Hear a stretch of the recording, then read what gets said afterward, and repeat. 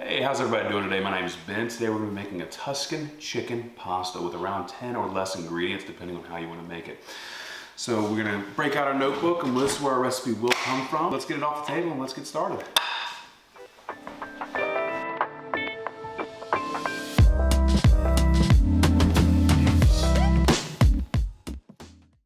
Alright, we're going to start with a nice sun-dried tomato that we're going to make in the oven. First, we're going to take a container of tomatoes and we're going to go ahead and cut those in half.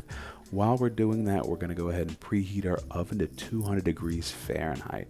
Go ahead and put those halved tomatoes into a small bowl and go ahead and get 2 cloves of garlic out. You're going to cut the tips of both sides of the garlic out and make sure we remove all the skin and mince that up very finely. As that's getting minced up, we're going to put it in our bowl.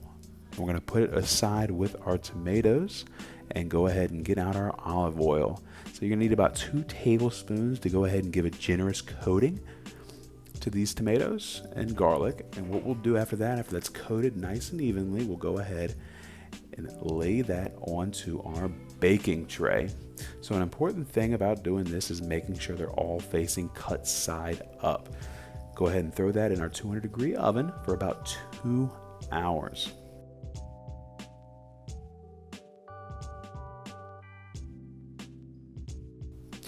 Alright, next we'll go ahead and get a medium-sized red onion, and we're using red for the color aesthetic more than the actual correct rightness, and absolutely butcher trying to dice this properly. Really messed that one up. But then we'll get another chicken breast, and we'll go ahead and butterfly that open. So just place a cut down the center of it, and using your hand to apply a little bit of pressure, open it up like a book, add a little piece of saran wrap, and you go ahead and beat it down to give it a uniform thickness all the way across. Don't forget to salt and pepper your chicken.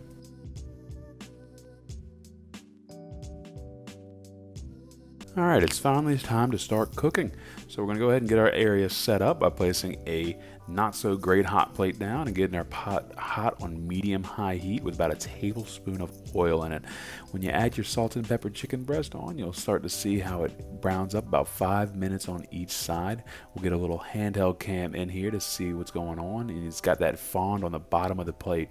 That's going to not only help with the flavor, but give our sauce the color that we will want in the end product. So go ahead and plate that over to the side and place it to the side.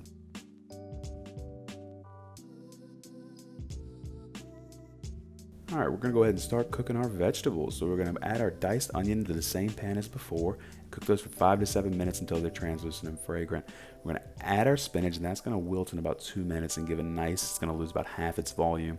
Then we're going to take our sun-dried tomatoes from the oven and add those in the pan.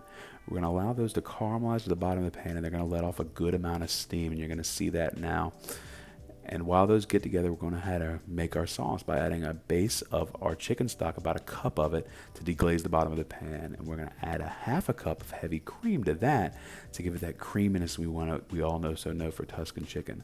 Now take that and allow that to simmer together for about 10 minutes in the back so all flavors get incorporated. During that time, you'll go ahead and cook your pasta al dente. A little fast forward button onto that. And we'll go ahead and combine everything. So at this point, our sauce looks very watery, so we'll add our pasta that this will help remedy it. So when you mix your pasta all into the sauce, it's still going to look watery and kind of gloggy. Let it sit for about 15 minutes and you'll see the difference. We are finally ready to plate up and put the final project together. So after that 15 minutes has passed, you can begin to see the sauce being absorbed into the noodles. So we'll go ahead and plate that up, and what you can visually see is the pasta is saucy but not watery. It's exactly the consistency you would want. So we'll go ahead and take that chicken breast from before and cut it into thin strips that we can allow to sit on top of the pasta just like that. And that's chicken Tuscan pasta, guys.